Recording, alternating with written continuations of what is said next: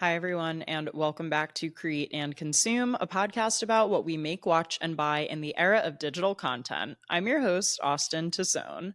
I cannot believe that the time has finally come. So, this coming weekend, as you're listening to this episode, is the final weekend ever of Taylor Swift's The Eras Tour. And this has been, I think, one of the most epic tours of all time that I think will always be remembered and referenced in the music industry. And I am so grateful and glad that we were able to go see it in Amsterdam. If you guys haven't heard that episode, we did a full Eras Tour recap over on episode 9 of the Create and Consume podcast. So Andrew and I went over the summer and I shared our full experience there if you'd like to take a listen. But it's got me thinking and reflecting on the tour as a whole. Also, you guys seem to love my Taylor Swift related episodes, which I'm really glad to hear because obviously I could talk about Taylor ad nauseum. So it makes me glad to know that I am in good company. And a few weeks ago, I was challenged by my friend Caitlin to basically create my own dream Eras Tour set list compared to what songs are actually played at the Eras Tour. So I think that building your dream concert set list is a fun thing to do for any artist, honestly. So today I want to share what the Eras Tour would be if I were in charge of it. And I'm going to go through each era and talk about what songs Taylor performs and what songs I think she could perform or that I would want her to perform based on my own personal preferences and favorites. Before we get into today's episode, let's do a little create and consume. So, this week, frankly, has just been a big week for me in terms of brainstorming all of the end of year content that I want to create, specifically for YouTube and I guess also the podcast too, because historically for my YouTube channel, I've done a lot of the goal setting content and how to have your best year ever content in January. And the last few years, I've started to feel like I've kind of missed the mark a little bit. So I'm trying to get some of that content out earlier in December this year. So fingers crossed that I'm on a good path to doing that by the time you guys are listening. And then, as far as what I'm consuming this week, I am still in some rewatches right now. I'm still rewatching The Good Place and also Gilmore Girls. But just to talk about something out of the ordinary, Andrew and I over the weekend actually had kind of like a Harry Potter marathon, which I feel like this is the perfect time of year to rewatch the Harry Potter films. Like, there's just something so cozy about them. I love the magic. I love the friendships. I love the storytelling. And I just really enjoy cozying up on the couch and putting on one of those movies. It is just such like a comforting place to be. And in a world that is sometimes very hectic, it can be a very nice escape. So that is what I have been creating and consuming this week. Definitely let me know what you guys have been creating and consuming as well. You can comment below if you're watching this episode on YouTube. You could send me a DM or an email, any of the usual ways that we can get in touch. With that being said, let's get into today's episode, which is basically creating my own Dream Eras Tour playlist. And what I've done is I have gone in and taken a look at the set list for the Eras Tour, which consists of 44 songs and 2 surprise songs per show. 44 songs is still an insane amount of songs to perform at a concert, and I actually noticed that a good amount of them were shortened when I looked through the actual set list, where maybe she just did one verse and the chorus once, or just the bridge of something. So I think that is the only realistic way to perform 44 songs in like the 3 hours that is the Eras Tour. So for this challenge, I selected 44 songs and I did one from each era. And then I chose 2 surprise songs. And since she started doing mashups, I was trying to think if I could get away with doing mashup songs for the surprise songs, but I just decided to keep it simple. And, in my ideal world, the surprise songs that I chose would be sung all the way through, one on guitar and one on piano. When I did this exercise, I kept all of the albums, like all of the different eras, in the same order that they are currently in for the tour, but I did add Debut back into the mix. So, Taylor's first self titled album. There's a lot of different theories that I've read online as to why she didn't actually include a Taylor Swift era in the Eras Tour as kind of like a permanent fixture or feature in her set list. Some of them have to do with that she's waiting till the re-recording. Some of them had to do with the fact that they are, the kind of the least popular or least listened to, generally speaking, among fans. And I think there's probably a combination of reasons that she didn't do it, but for purposes of this exercise, and considering that I have been a Swiftie since middle school and since that early era, I did slot in a Taylor Swift era for the tour, and I put it in between Speak Now and Reputation. All in all, I had 22 songs that I chose that overlapped with what she already did, which I guess means that I have some thoughts and swaps that I would do for half of the set list if I were in charge of it. So I'm going to go through era by era and tell you what she actually did in the show and what I wish was included in the show. Let's start out with the Lover era. So I would actually keep the opening of the show exactly the way that it is because I just absolutely love it. And I think that the timing of the lyrics of It's Been a Long Time Coming in Miss Americana and the Heartbreak Prince is the perfect metaphor for anyone who's gone to the Eras Tour because it had been so many years since we were able to go to concerts and since Taylor had toured, and it really did feel like the perfect way to kick off the show. So she kicks off with Miss Americana and the Heartbreak Prince. This one was slightly shortened, and then it went right into Cruel Summer. So I would keep those two songs exactly as they are. Now, oh, and by the way, did I say that I am going off of the Eras Tour setlist for 2024? So this includes the Tortured Poets Department, and this is slightly altered from the 2023 shows. So sorry if I didn't say that up top, but I am just going based off of the 2024 tour because that is the most recent version of the tour and that is the one that I actually got to see in person. So I do feel like because I saw certain songs in person, I have different opinions about whether they should stay or go in the set list. So the next three songs that she does in Lover are The Man, You Need to Calm Down, which is also a shortened version, and then the title track Lover. If you listen to my Taylor Swift album rankings episode, Lover actually came in at the bottom for me out of all of her albums. And it's not because I don't like the songs one off. I just personally have the fewest songs from this album that are like consistently no skip for me. So I actually reduced the number of tracks from the Lover era from 5 to 3. And instead of The Man, You Need to Calm Down, or Lover, I put in False God. And this song, first of all, if you don't like this song, I think that's wrong. But if you don't like this song and you are open to being convinced about liking this song, go watch the scene from The Summer I Turned Pretty that this track is featured on, and you will feel all types of ways about it. I think that Miss Americana and Cruel Summer kick off the show on such a strong note, and then False God kind of gives people a minute to like breathe and like get settled in and get ready for the rest of the evening. And I just feel like the lyrics are amazing. I feel like the music is very moving. And I feel like the Lover set could use a pause like this and something to balance out the rest of these like very inherently poppy tracks and very dancey tracks with something the teensiest bit slower, but not really that slow when you're at the Eras Tour.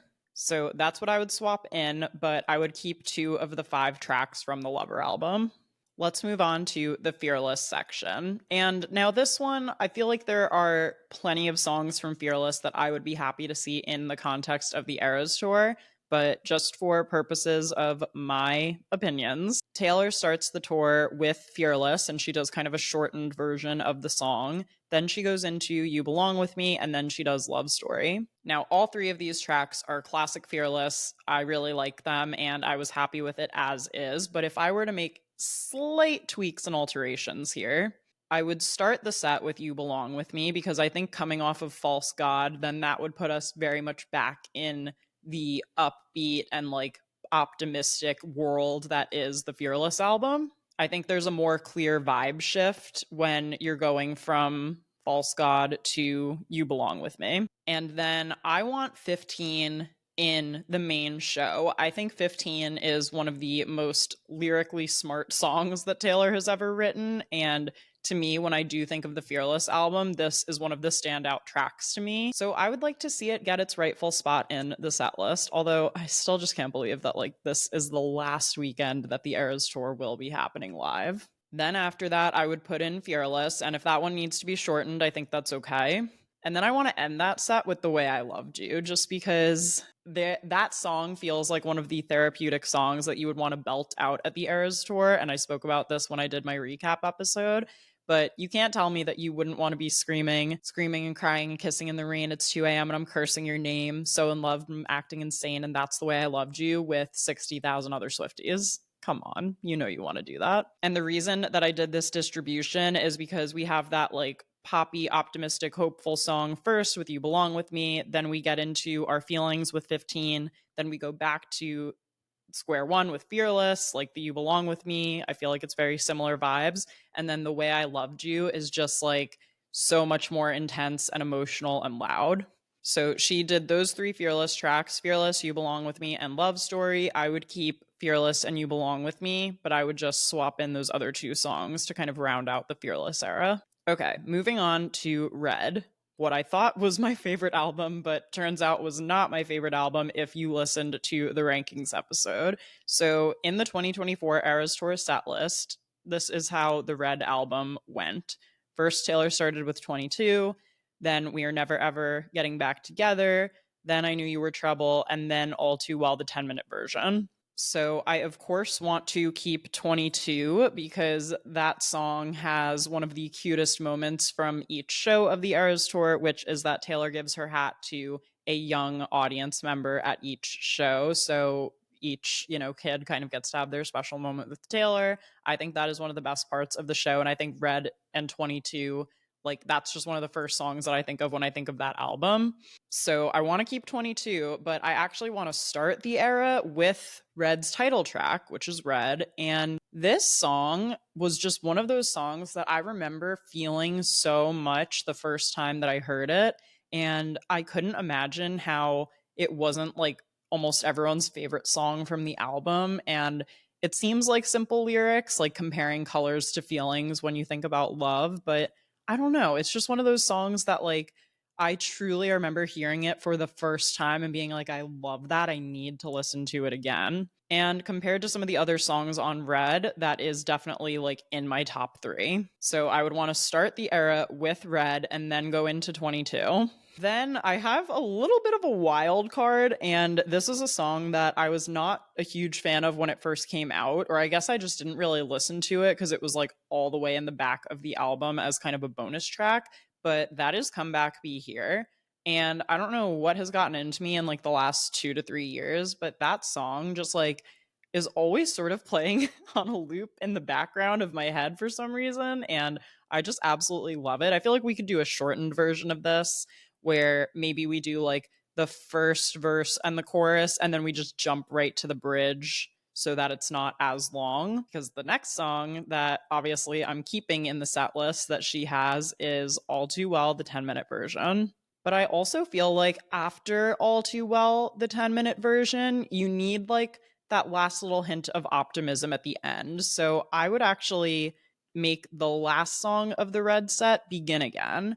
And I feel like that is such a nice, continuation of the story. If you think about the story from that time period in Taylor's life, you kind of mourn one of those first great loves in your life, but then things do get better and things do look up as you continue to go on, and you start to recognize new things in new relationships that maybe you didn't get to have in previous relationships. Like you pull my chair out and help me in, but you don't know how nice that is, but I do. I think there's just something about Begin Again being the end of the original Red studio album when it first came out. And for some reason, I picture it closing out the Red set just the same way I picture Red starting the Red set. And by the way, I understand why We Are Never Ever Getting Back Together and I Knew You Were Trouble made it into the set list and these other ones didn't. Those make more sense, I think, in a concert setting, and they're very fun to perform. And obviously we have the moments in never ever getting back together with Cam, who's become one of Taylor's most beloved and most recognized background dancers. So I totally get why they're there. It's just I see Red now through such a different lens than I feel like I used to. And I feel like the songs I appreciate the most on that album were not the most, like, radio friendly or popular.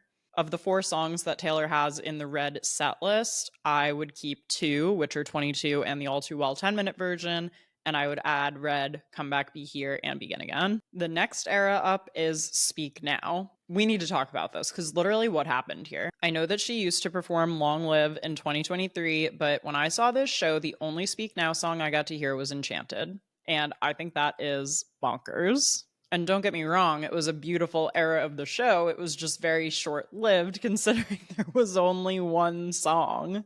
If I were in charge of the Eras Tour, though, I would request 4 songs from Speak Now, and Enchanted would be one of them, so point to Taylor. But the other Speak Now songs that I feel deserve a place on the Eras Tour setlist are Mine. I mean, that sets the tone for the whole album. Absolutely love that one. I also want Back to December. Like, there were so many great ballady pop moments in this album, and I love pretty much every track 3 song that Taylor does, and Back to December just speaks to me so much. When you think you've screwed something up in a friendship or a relationship and you just wish you could go back to the way everything was before things got screwed around, so many relatable lyrics in that song. Would love to see it live. And then I put Enchanted after that, and I don't have a preference here, but I feel like one of those could be shortened if I'm going to do both of them, just because I feel like they have the same energy but in different fonts. And then, of course, I would want to end with Long Live, because who wouldn't want to be screaming that at the top of their lungs at the Eras Tour either? I was so sad that that got cut to make room for the Tortured Poets department. I feel like there are other things that could have been moved around, but we'll get to all of that throughout this episode. Just sit tight. Okay, so this is where I am choosing to insert the debut era. So Taylor, as I discussed at the top of the episode, did not have any specific recurring songs from debut as one of the eras in the Eras Tour. I just have 3 little requests for this one that I would want to slot in there. So I would want to hear Our Song, I would want to hear Should Have Said No, and I would want to hear Picture to Burn. And I think anyone who just objectively looks at the Spotify stats, I haven't done this, but I'm assuming if you go and type it in and check, that those are the 3 probably most popular songs, and I feel like those are the ones that really put her on the map. So for that reason, those are my debut selections. Next up is Reputation. For the 2024 Eras Tour setlist for Reputation, we started with Ready For It. That's a classic. I would keep that exactly as is. I would not change a thing. Like, that is the way to introduce the Reputation era. I feel like that's also how she started the Rep Tour, if I'm remembering correctly. Just doing a quick Google here. According to Billboard, yes, that is how she started the Reputation Stadium Tour. Love to see that. Okay, then we move into Delicate. I went back and forth here a little bit because I love Delicate. I feel like Delicate is one of the songs that makes the balance of what Reputation is work so well. I feel like on the surface, it feels almost out of place in the context of the rest of the album, but when you listen to it in the slot where it goes in conjunction with all the other songs, it then makes perfect sense. So I do actually see why Delicate is in the set list, but I also feel like Delicate is one of those songs that if people got it as a surprise song, they would go absolutely bananas. And what I ended up swapping in instead of Delicate is something that I know people who did get this as a surprise song went absolutely bananas for, and that is Getaway Car. So I wanted that to have a permanent home in the set list. Oh, and actually before that, I moved up Don't Blame Me. So Taylor had Don't Blame Me as the third song. Oh, and then actually before that, I moved up Don't Blame Me. So Taylor had Ready For It, Delicate, Don't Blame Me, and Look What You Made Me Do. So I have Ready For It, Don't Blame Me. I moved that up one song, and then I put in Getaway Car. And then after that, I wanted to slow it down a little more with the Reputation tracks. So I put in Dress, and Dress was actually one of my surprise songs on the second night in Amsterdam. And The surprise songs actually made me nervous. And I'm so lucky that I went to a show where she was doing mashups. So technically, I got like four surprise songs. But I was getting so nervous that all of my surprise songs were going to be either songs that like usually skip, or songs that were like bonus, extra special, secret vault tracks that I just wasn't as familiar with. So when I got Dress as a surprise song, I was like beside myself with happiness. But also just think of the experience of singing Dress again in the stadium. I think there could have been some really cool choreography built in around Dress. I would have loved to see what that would look like fully played out on stage. And then I wanted to wrap it with Call It What You Want. And I don't think this is like probably the most popular song from Reputation, but it really is one of my favorites that she does. And I feel like this is also a great lead into the folkmore era. That's going to be confusing for me to say, but I will do my best to keep up with it. That comes after Reputation in the Eras Tour set list. So to recap, I'm keeping two of the four songs that Taylor already had in Reputation. I'm keeping Ready for It, and I'm keeping Don't Blame Me, but I'm also adding some other things into the mix. So I added in Getaway Car, Dress, and Call It What You Want. And, Look What You Made Me Do. I love it in the Eras Tour, and I really appreciate the choreography, and I remember loving the music video when it first came out. But I feel like that song relies so heavily on the visuals, and when I think about just the song without any of the visuals, just focusing on the music and lyrics, it's just not my favorite, and it's a little repetitive, like lyric wise. And that's the only reason that one got the boot for me.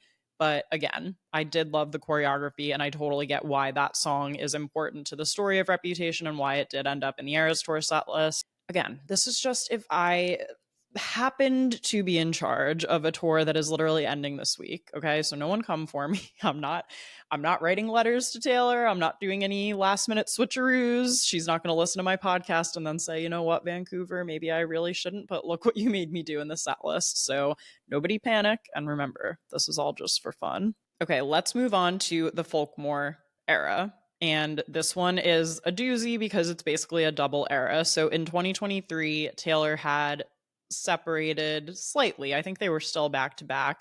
The folklore. I knew this was going to be a problem for me. She had separated the folklore and the evermore eras, and they're combined here, which I actually think is fine, even as someone who really loves listening to both of these albums and appreciates them as their own separate entities. I get why they're combined for purposes of the Eras Tour. And again, this one is hard because there are a lot of songs in the Eras Tour that make the most sense because of the fun choreography and the costumes and all of these things, where on Folklore and Evermore, I just as much enjoyed the costumes and the choreography for so many of the songs that I got to see her do live. And it was just a matter of like, for me, I was just as here to lean into the quietness of this era. And actually, this was like the only time that we actually sat down during the Eras Tour was during these songs. And I personally needed that break in the middle just because 3 hours is a long time. It's a really long time. In Taylor's 2024 Eras Tour, the order of the songs, and these were mixed together from, Folklore and Evermore together, were Cardigan, Betty, Champagne Problems, August, Illicit Affairs, shortened, My Tears Ricochet, Marjorie, shortened, and Willow. Okay, so I kept three of the songs that she already had, which were August, Champagne Problems, and Willow. But let me back up and tell you my order. And I actually did 3 songs from Folklore and then 4 songs from Evermore and kept them kind of separated like that. I would want to kick off the Folkmore era with The Last Great American Dynasty. That song, I wish it was just a permanent fixture in the Eras Tour set list. I mean, I love this song. I love the lyrics. Again, I'm a song 3 or a track 3 girl historically. Like, I always love the third track on all of Taylor's albums. Maybe not so much My Boy Only Breaks His Favorite Toys, but even that, I mean, I understand why it's a track 3. That song to me still has enough of an upbeat track and like movement and momentum to carry us into, like, we just left the Reputation era, we're entering the Folkmore era. This one feels like it's bridging the gap between the two, especially coming off of Call It What You Want. Okay, from there, I would go straight into August. Like, that song needs to be in the main set list. There's no disputing that. Then I want to hear Invisible String. Lyrically, that is definitely one of my top songs from Folklore. I just absolutely love it. And I feel like it could be equally minimal, but still beautiful and carry a lot of weight in whatever the performance aspect that would accompany it could be. Okay, and then I this might seem like a cop out if you don't know me, but we all know that I wouldn't plan this whole episode and put all of this thought into this just to give you a cop out now. But for the Evermore songs, songs 1 through 4, just played straight through, just like the album. Literally, that's what I would want in my Evermore set list. So that would be Willow, into Champagne Problems, into Gold Rush, into 'Tis the Damn Season. I never ever have once in my life skipped the beginning of the Evermore album. Like, I have always played at least tracks 1 through 4 through together. To me, these belong in this order.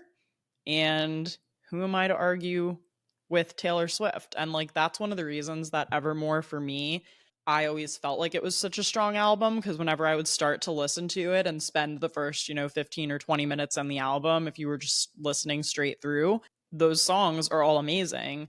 Back to back, you're just like riding the high of each one after the last.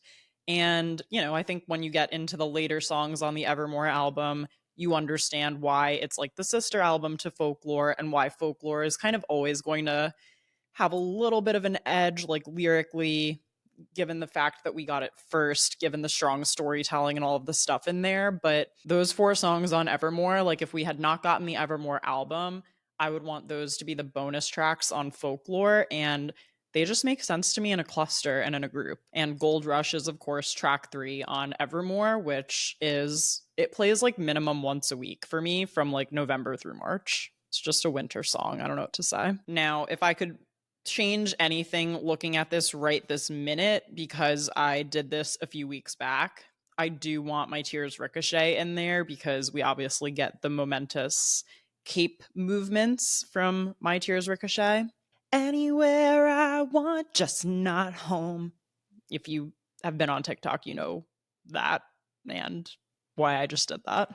That's one of those iconic moments that was born from the Eras Tour. So if there was a way to even add in a little bit of that shortened, or shorten one of the other songs, maybe that could find its way back in. But just to recap, Taylor's Folkmore goes Cardigan, Betty, Champagne Problems, August, Illicit Affairs, shortened, My Tears Ricochet, Marjorie, shortened, Willow. And mine would go The Last Great American Dynasty, August, Invisible String, Willow, Champagne Problems, Gold Rush, and 'Tis the Damn Season. So like I said, there were 3 overlaps: Champagne Problems, August, and Willow. And can I just say, Willow ended up being one of my favorite performances that I saw at the Eras Tour. I just loved how witchy and mystical and marvelous it was. Let's move on to 1989. And 1989 is one of those albums that I feel like was made to be performed live. There are so many catchy, poppy, and fun songs on this album that make perfect sense in a concert setting. So for Taylor's 2024 Eras Tour setlist in 1989, it went Style, Blank Space, Shake It Off, Wildest Dreams, shortened, Bad Blood, shortened. And I kept 3 of these songs. I just shortened the 1989 era because it was getting to the point where, there's only 44 songs. I had to make some moves. And I think also adding in Debut meant that I needed to remove songs from other eras. And this one, I still think that the 3 songs that I chose to keep are a really good representation of this album, and would still proudly represent the 1989 era, if that makes any sense. So I kept Blank Space, Wildest Dreams, and then Style. And I put Style last instead of first, just because I feel like having it last would give Taylor a really cool exit moment at the end, with just take me home, we never go out of style, for her to like drop in under the stage and then come back out for the Tortured Poets Department section, which is going to be right after. I also just feel like blank space and style are the right buffers to then have Wildest Dreams sandwiched in the middle. I feel like the vibes from blank space to Wildest Dreams back to style kind of bring us back home and kind of close out the era very nicely. So I'm 3 for 3 of keeping the songs. I just had to drop some in order to make some moves and some room in other eras. Okay, moving on to the Tortured Poets Department. And I just want to say this is the era that I am most glad I got to see in person. And I do feel like had I not seen it in 2023, I would have like needed to find some way to try to see it in 2024. And it gave me a new appreciation for a lot of the songs on the Tortured Poets Department. Also, like I talked about in the Taylor Swift album rankings episode I did. And I was actually surprised with how many songs from TTPD ended up in the Eras Tour setlist, considering that the album only came out in April of this year, which is still so crazy to think about. Oh, God, Taylor Swift just is always churning out the music. Like, there's never a break. There's never a break, unless you're waiting for the Reputation re-recording announcement, in which case the break is never ending. Although I think we are going to get at least an announcement in Vancouver this weekend. I'm going to call that right now. I don't know if we're going to get like a surprise drop, but if we don't get some kind of announcement or acknowledgement, like, my God, that would not go over well, I don't think. So I think we need something. And if I'm wrong about that, then I officially will stop trying to guess after December 13th of this year. Like, if we don't hear anything by her birthday, then who knows? It could come at any moment, at any time. Okay, sorry. None of that is the Tortured Poets portion of the set list. So this year, for Tortured Poets Department, she added But Daddy, I Love Him, So High School Shortened, Who's Afraid of Little Old Me, Down Bad, Fortnight, The Smallest Man Who Ever Lived, and I Can Do It With a Broken Heart. Now, the energy and the vibe of this whole era is very specific, and I feel like lyrically, a lot of the songs accomplish a lot of the same emotions. So for me, I switched things up a little bit based more on what I liked musically in this album. I actually kept in, and I think Down Bad was also shortened when she did it, but I actually kept in 3 of these songs. I kept in Down Bad, and I actually moved that to be the first song just because I think the visual of her with the spaceship is so powerful, and I feel like that to kick off this era is like, I think it makes sense, but that's just one gal's opinion. And then from Down Bad, I would want to go right into So Long London and then But Daddy, I Love Him. And again, those consecutive 3 songs in the album, I think go so well back to back with one another. And that is actually usually where I start my listen of the Tortured Poets Department is with Down Bad. And then I just kind of keep going from there.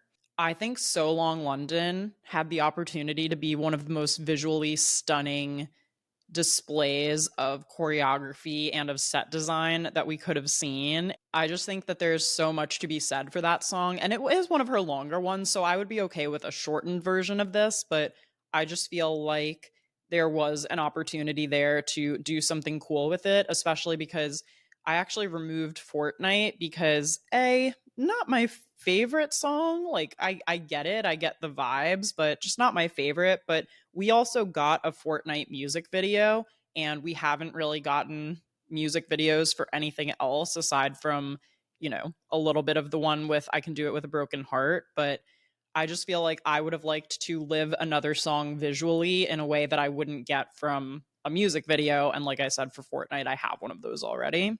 Okay, so then so far I have Down Bad, So Long London, But Daddy, I Love Him. I am also keeping in Who's Afraid of Little Old Me, because that was one of the best songs to be in a stadium of 60,000 people while it was being performed to. I'm actually debating the order of the last 2 that I had here. I mean, I Can Do It With a Broken Heart is about the Eras Tour. Like, to remove that would I think, be a disservice to this era of the set list. And I loved that song performed live. Like, I thought it was incredible. I thought it was so amazing. And it's just one of those like dancey songs, but that also has some somber lyrics in it where you just really feel like the balance and like the talent of Taylor Swift combining the music and lyrics into something that's like, whoa, it's actually very intense. And that was one of the best songs performed live of the whole night. So maybe I should actually end the era with that. I put The Prophecy to end this era, and I just think that this is such an important song. And the more I listen to it, the more that I get exactly where she was coming from when she wrote it, and that I see how it factors into like her lived reality over the last 12 months, I would say. I don't know. I just feel like that song and obviously the manuscript are like really important, deep, self reflective songs. And because this is such an album focused on her and her emotions, I feel like I needed one of them in there. But like, I just really think that The Prophecy is musically very beautiful. I think there's not really much to the manuscript musically, and therefore it might not be the best for a concert environment.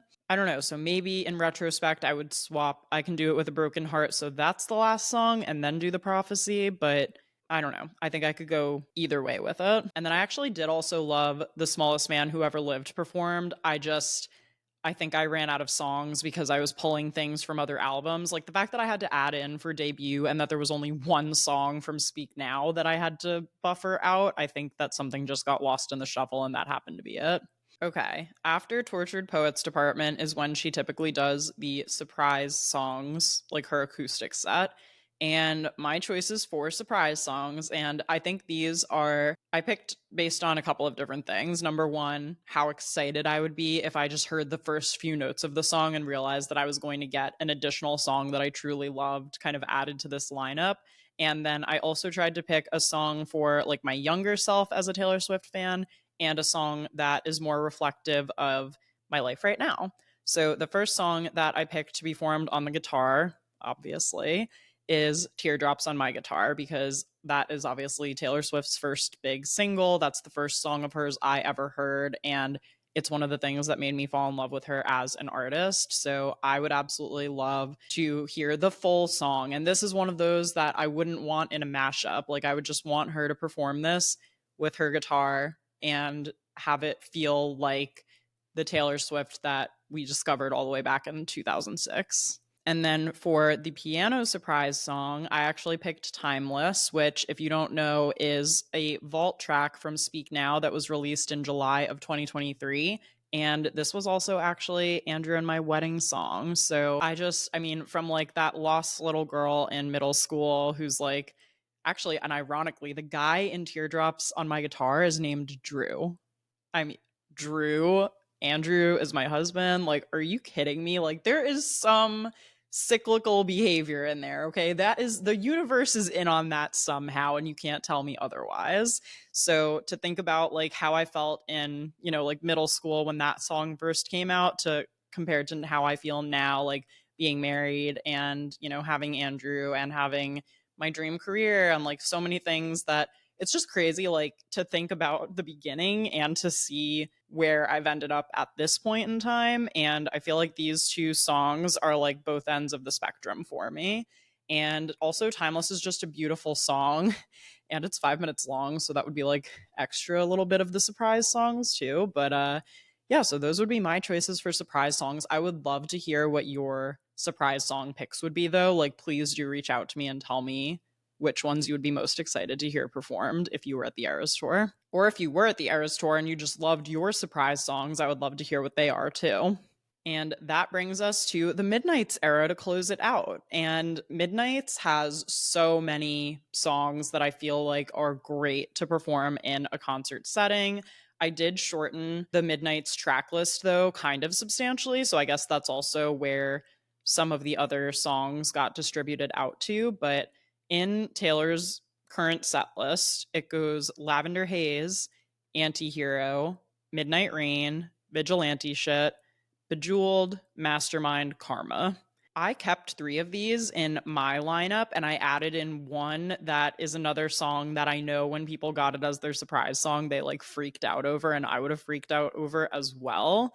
So, instead of opening with Lavender Haze, I would open with Antihero. I just feel like that is a stronger song and sends a stronger message, and obviously it's super catchy. Everyone knows that it denotes the start of Midnights. I just feel like I would kick off with that. And then from there, I would actually go back. So Antihero is a track 3, and then I would go back to track 2, which is Maroon. Just so many good lyrics. I feel like that song, again, would have been one of those visually, like, really dynamic things with everything burgundy, like the wine stained t shirt, the burgundy on my t shirt when you splashed your wine into me, and how the blood rushed into my cheeks. So scarlet it was. The mark you saw on my collarbone, the rust that grew between telephones, the lips I used to call home, so scarlet it was maroon. Think of the visuals we could have done with that. I'm just saying. I feel like the way that August kind of had these all encompassing visual effects on the stage, we could have done that with maroon, and everything could have just been that, like, deep, rich red color. Okay, so that is me with my maroon. Then I'm keeping Bejeweled in here. That is the Eras, like, that is one of the key Eras Tour concert songs, and you know that accounts for like half of the outfits in the room. My outfit was beaded, obviously, like, hello. And I had gemstones in my hair. Okay, you're bejeweled even if you didn't try to be bejeweled at the Eras Tour. And I would keep Karma as the last song. I just feel like there's something very poetic about that. And because of all of the theories out there about the Karma album and the fact that we finally got the Karma song, like, it really just is a nod to the fans and fan theories, and it really ties things together nicely.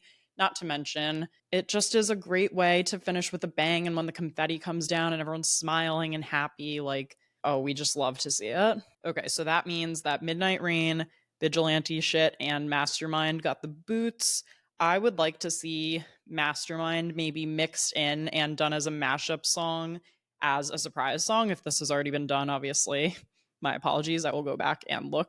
Vigilante Shit is actually, I feel like, one of the most well known choreography numbers from the Eras Tour. It's just not my favorite song.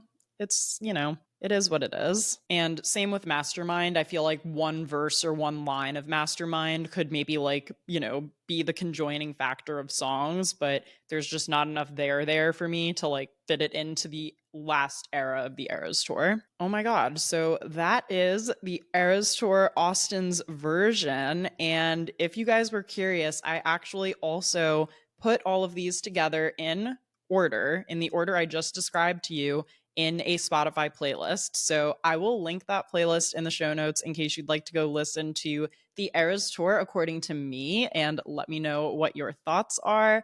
Thank you guys so much for listening, and of course, supporting all of my Taylor Swift podcast episodes. There have been a couple this year, and it's just been a really fun topic that I feel like I could talk about for hours and hours. So I feel like that makes it a great one for me to create these podcast episodes about, and feel like I'm just chatting with my friends about music. So I really, really appreciate you being here.